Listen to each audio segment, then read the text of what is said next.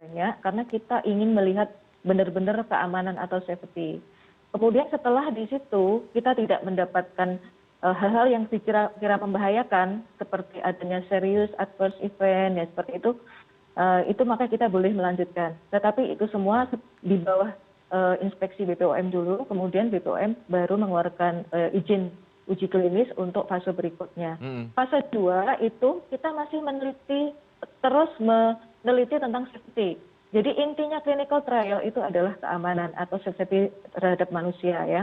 Jadi di fase 2 itu kita tetap meneliti safety, tetapi plus ditambah dengan mulai kita melihat efikasi. Efikasi itu kita bandingkan, itu kan nanti jumlahnya lebih banyak lagi. Yang pertama ini 27, nanti fase 2 ada 180. Nanti mulai kita bandingkan lagi, kemudian kita mulai atur ranging dosis, ya, apakah dosis mana yang paling efisien seperti itu. Nanti setelah itu diinspeksi lagi, setelah itu lolos lagi, kita akan keluar PPUK fase 3. Di fase 3 itu kita dalam jumlah yang sangat besar, sekitar 1.600. Di situ tetap di safety, kemudian juga efikasi juga tetap akan dipantau. Dan safety-nya mungkin karena dalam populasi yang sangat besar, kita bisa melihat apakah ada efek-efek samping yang khusus yang seperti itu contohnya. Jadi tidak usah khawatir karena semua uji klinis itu akan melewati fase-fase seperti itu, dan untuk dapat beredar dia harus mendapatkan license. Baik, ya. Dok, terakhir goalnya apa dari vaksin Nusantara ini? Ya, goalnya jelas akan menurunkan angka kejadian COVID, infeksi COVID. Ya, kita ketahui bahwa suatu populasi dinyatakan imun itu jika minimal 70% penduduk yang ada di situ sudah mendapatkan vaksin. Itu adalah goal kita. Jadi bagaimana seperti Bapak Presiden kemarin menyatakan bahwa tahun ini semua penduduk Indonesia akan divaksin, dengan itu diharapkan ada kekebalan imunitas terhadap populasi. Oke. Vaksin Nusantara memang belum ditetapkan sebagai salah satu vaksin resmi yang bisa digunakan di Indonesia. Vaksin Nusantara namun sudah dilirik pemerintah Turki untuk digunakan di negaranya.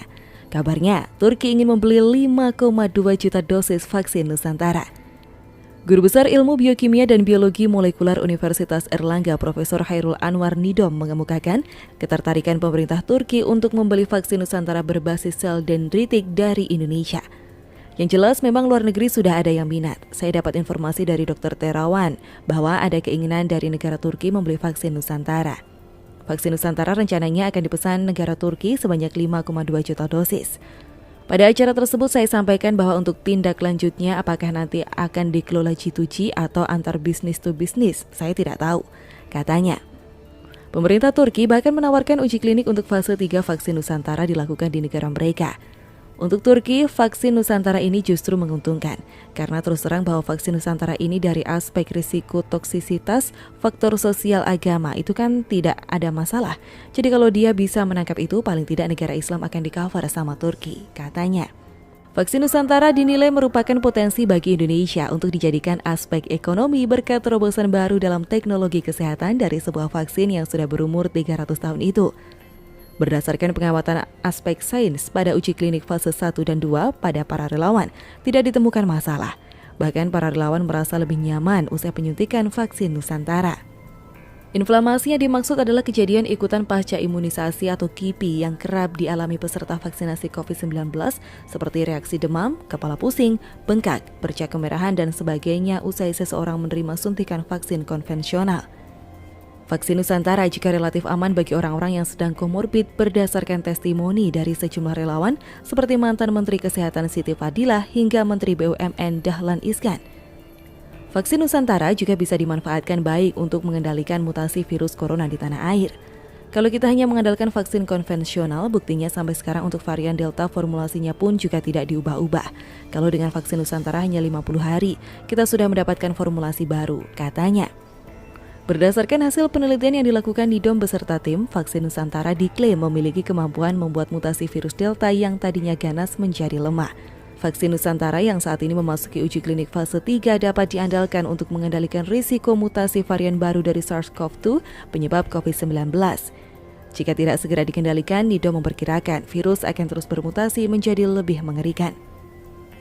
Inisiator vaksin Nusantara Letnan Jenderal Purnawirawan Terawan Agus Putranto beberapa waktu lalu di hadapan Komisi 7 DPR di Kompleks Parlemen Senayan menegaskan vaksin Nusantara adalah produk dalam negeri.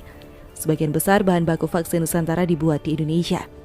Terawan mengatakan hanya ada beberapa bahan yang diimpor dari Amerika seperti larutan antigen protein dan media diferensiasi.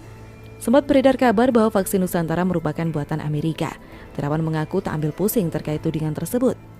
Meski belum dinyatakan secara resmi sebagai vaksin COVID-19, sejumlah nama beken tanah air sudah menerima suntikan vaksin Nusantara. Abu Rizal Bakri, sejumlah anggota DPR dan Kepala Staf Kepresidenan Muldoko terang-terangan mengaku sudah disuntik vaksin Nusantara.